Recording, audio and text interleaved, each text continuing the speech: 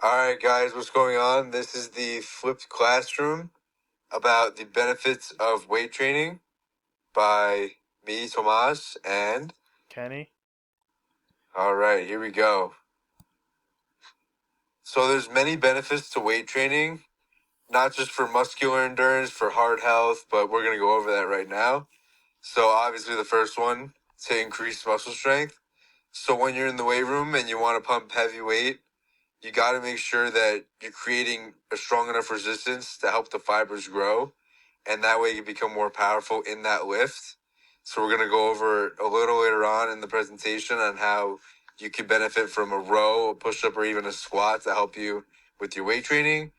Like I said before, it helps with endurance, so you can perform an activity for a longer amount of time without fatiguing quicker. And this is especially great for sports, especially in physical education, and for daily tasks like grocery shopping, running, jogging, walking, things of that nature. It helps with bone density. So it's resistant to the bones that triggers growth, and it helps prevent osteoporosis later in life, which is unfortunate to see in many people. But if you're active at a young age, especially, it's super helpful in preventing osteoporosis, um, and stuff of that nature. Um, it enhances joint stability. So your fingers, your toes, your legs, every single joint it helps with, and it just keeps you very agile, and it improves balance and reduces injury. And overall it boosts metabolism, because when you have more muscle on you, your body works faster, and it needs more food to maintain the muscle on top of your BMR, which is your basal metabolic rate. So you're burning more calories at rest, so you need more food in order to maintain the muscle. Okay. So for weight room safety guidelines, one thing that everybody has to make sure is that when you're in the weight room, making sure that you're properly warming up is always ensures a safe lift. A lot of the times when people forget to warm up or they forget to even stretch, this causes a lot of the muscles to enter the exercise cold. So with the muscles being so tense, this can cause a tear. A lot of the people, for example, in the bodybuilding industry, if they don't properly warm up, there are times where someone could do a bench press on the Olympic using the Olympic barbell, and they could tear a pec, and that sidelines them from doing any any sort of social activities for months at a time. So it's always important to make sure that you warm up your muscles. Maintaining spatial awareness, making sure that you're not in the lifter's way when they're doing their repetitions.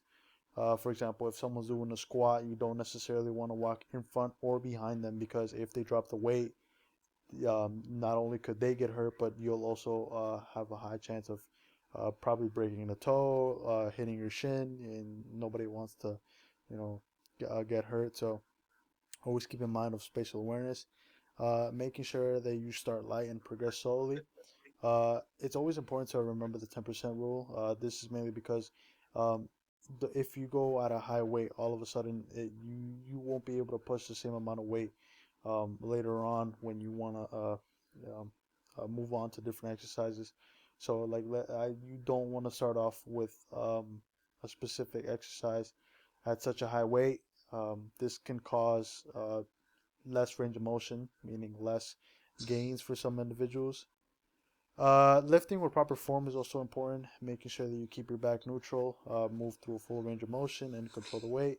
Uh, no swinging or dropping abruptly is always important to keep in mind. Making sure that you are very safe when you are performing these exercises with or without a partner. Like we have here, no horseplay, running in between racks or stations, throwing equipment and distracting others is strictly prohibited in any gym you walk to. So yeah, it's always important to make sure we have and keep this in mind.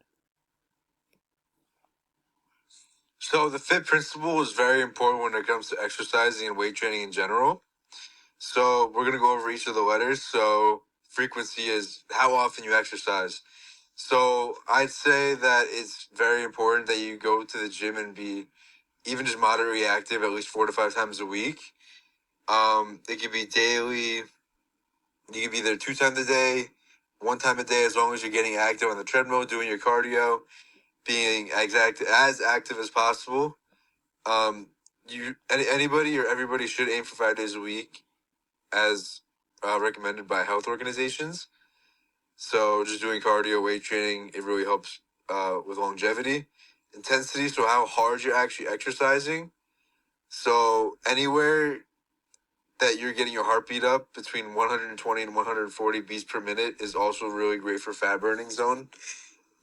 This helps you burn fat, and it oxidizes the fat cells in your body by a very high percentage, or at least 70 to 85% of your maximum heart rate. So the duration of your workout. So this could be for minutes, it could be for the hour that you're there, just total time spent overall in the gym. So for example, a plan could include 30 minutes of exercise per session and then 30 minutes of cardio post lift, or you could do 30 minutes cardio pre lift and then 45 minutes of resistance training. Again, this is your plan, your routine, not anybody else's. And then the type of exercise that you do. So there's different types for different goals. So there's running for the aerobic, there's sprinting for anaerobic, weightlifting for strength, and then flexibility, just like stretching before and after. Making sure that you choose whichever fits your ideal goals is most important, and not copying from anybody else. All right, so we're just gonna quickly run over the three general executions for the push-up, squat, and row. So the first one that we have here would be push-up. In the push-up, we're just gonna show you a quick demonstration with 40 seconds. See how she gets low. Feet are shoulder width apart, 3 inches. Lower body parallel. Straight line from center of axis of elbow to center of axis of shoulder. Continuous motion. And yeah. Okay. We're going to move on to squats.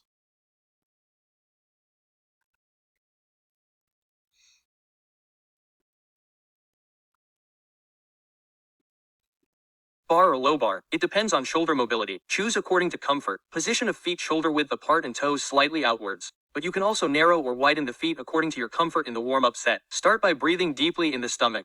The knees should always be in a line with the toes. Not like this. Movement should be in full control. No jerk from the bottom. Weight should be on the whole foot facing forward, not just on the toes or just on the heels. Focus should always be straight chest up. How deep to go depends on your mobility and anatomy. So go as low as possible where the form doesn't break and you don't feel any strange discomfort in any joint. You always want to make sure with the squat that you're always pushing your hips back first and not making sure that your chest is going forward. Correct. We'll be moving on to the barbell row.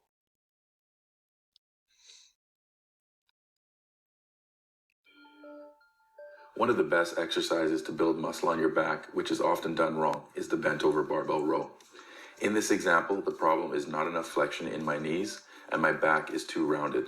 This is how I commonly see it being done incorrectly.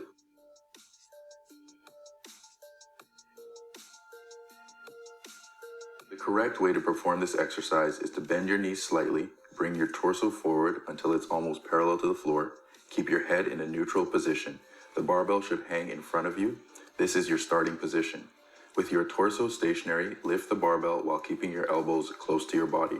At the top of the movement, contract and squeeze your back and hold for a brief pause.